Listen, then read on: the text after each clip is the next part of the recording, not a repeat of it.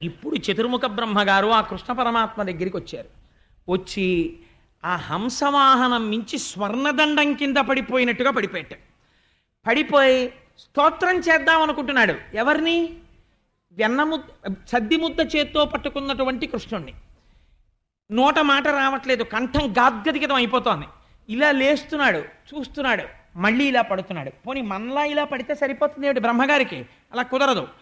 ఇలా తిరగాలి. ఒకసారి తిరిగితే ఇటు పేక్క రెండు ముఖాలు అంటుకుంటాయి, ఆ తర్వాత మళ్ళీ ఇట్లా తిరగాలి, ఈయన రెండు ముఖాలు అంటుకుంటాయి. పితామహుడు ఆయన, మహానుభావుడు, పెద్ద చతుర్ముఖ బ్రహ్మగారు అంటే సామాన్యుడు కాడు, మహాపురుషుడైన మహానుభావుడు. అటువంటి వాడు తలలు తిప్పుతూనే ఉన్నట్ట. ఎవరికి? ఇంతంత పాదాలు ఉన్నవాడికి, ఇంతున్నవాడికి. సరిగ్గా మన గురువాయూరప్ప కూడా అలాగే ఉంటారు, అక్కడ ఇంతే ఉంటారు. ఇప్పుడు మీరు వెళ్ళి చూస్తే ఇలా తలలు తిప్పుతున్నట్ట, నమస్కారం చేస్తున్నట్ట. చేసి చేసి చేసి చేసి కంఠం గాద్గదిగం అయిపోయి ఆ కంఠానికి పొర విడిపోయాక అన్నట్ట, శంపాలతికతోడి జలదంబుకైవడి మెరుగుటొల్లియతోడి మెనువాని గుంజావి నిర్మిత కుండలంబులవాని సికిపించెవేష్టిత శిరమువాని వనపుష్పమాలిక వ్రతకంఠమువాని నలినకోమల చరణములవాని కరుణ కడలుగనిన కడగంటివాని గోపాలబాలు భంగి బరగువాని నన్ను కన్న తండ్రిని నిన్ను చూచి మ్రొక్కు ఈశా అని ఆయన మహానుభావుడు కనపడినప్పుడు కూడా గమ్మత్తు ఏమిటంటే, శంపాలతికతోడి జలదంబుకైవడి మెరుగుటొల్లియతోడి మెనువాని. శంపాలతిక అంటే మెరుపుతీగ. మెరుపుతీగతో కూడినటువంటి నల్లటి వర్షాకాలపు మబ్బు ఎలా ఉంటుందో అలాంటి శరీరం, పైన వేసుకున్నటువంటి పట్టు ఉత్తరీయం.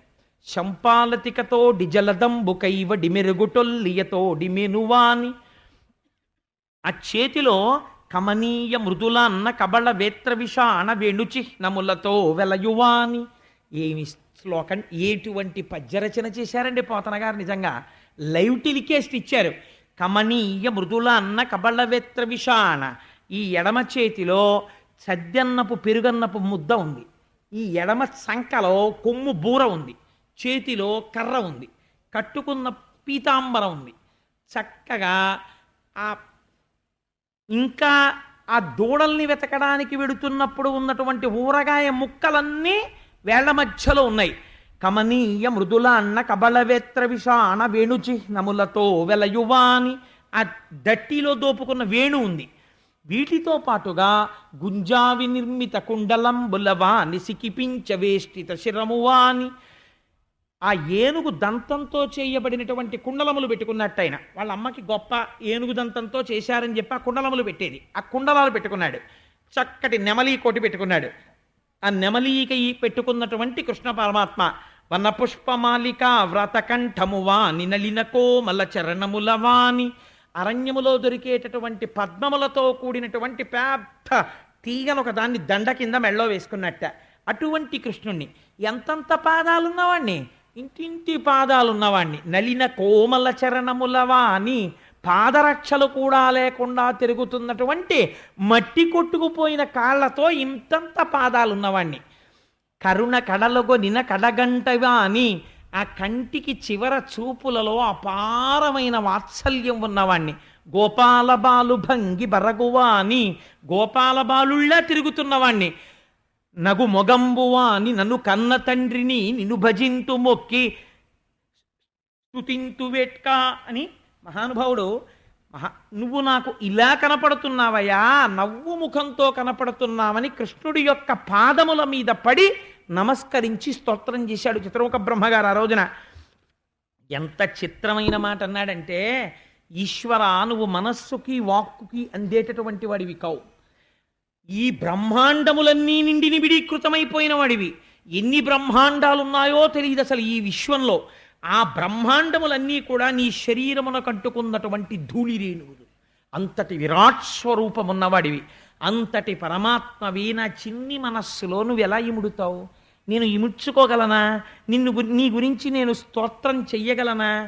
మనకి ఒక సామెత ఉంటుంది తెలుగులో, పుట్టి బుద్ధి ఎరిగి నాకు ఎన్నడూ తెలియదండి అంటారు.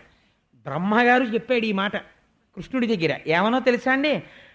పుట్టితి బుద్ధి ఎరింగితి పుట్టించితి జగము సగము ఓయను బ్రాయం ఇట్టి వినూతన సృష్టుల పుట్టుట లేదు ఔరా ఇట్టి భూమిలే భూమిన్. స్వామి, పుట్టి బుద్ధిరిగి నేను పుట్టి ఎన్నేళ్ళయిందో ఆయన కనురెప్ప ఇలా వేసి ఎత్తితే సంవత్సరం అయింది అప్పటికి. అలాంటి వాణ్ణి నేను పుట్టి బుద్ధిరిగి నా జీవితంలో సగం కాలం అయిపోయింది. అంటే ఎంత పెద్దవాడో చతుర్ముఖ బ్రహ్మగారు ఎంతమంది వచ్చి వెళ్ళిపోవడం చూశాడో. ఇప్పటి వరకు స్వామి నేను సృష్టి చెయ్యడమే కానీ ఇంకొకడు సృష్టి చెయ్యడం నేను చూడలేదు.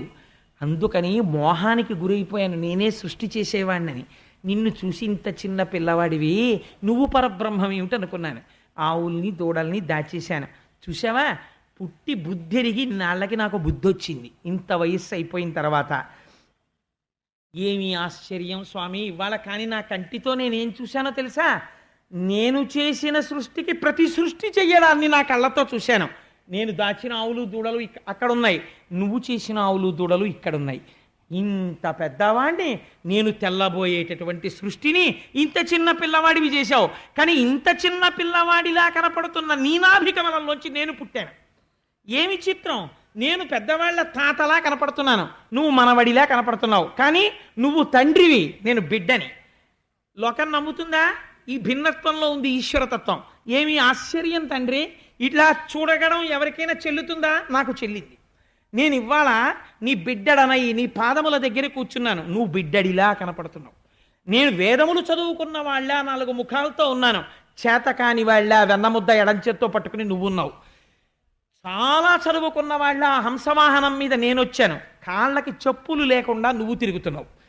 నేను ఇన్ని తెలుసున్నవాడిని నేను అనుకుంటున్నాను, ఇన్ని తెలుసున్నవాడిని మోహపెట్టడం తెలుసున్నవాడివి నువ్వు పోయి కూర్చున్నావు. ఏం ఆశ్చర్యం తండ్రి! పుట్టి బుద్ధెరిగి ఇన్నాళ్ళకి నాకు బుద్ధి వచ్చింది. నన్ను మాయ చేయగలిగిన వాడు ఎలాగైనా ఉండగలడని నేను ఇప్పుడు తెలుసుకున్నాను.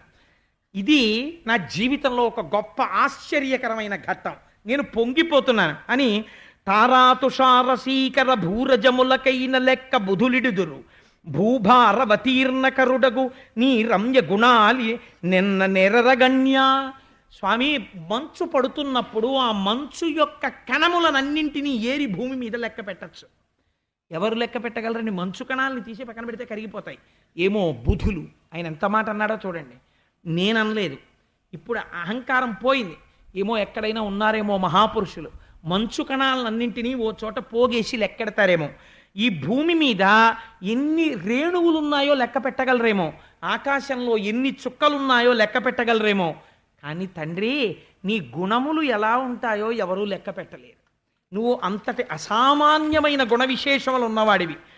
మాయలు కలవారలను మాయల పెట్టెడి ప్రోడా నిన్ను నా మాయగలంచి నీ మహిమ మానము చూచెదనంచు నేరమించేయగబూనితిన్ కరుణ చేయుము కావుము యోగిరాజవగ్గేయ దవాగ్ని తజ్జనిత కీలము కీలము గెల్చి వెలుంగ నేర్చునే.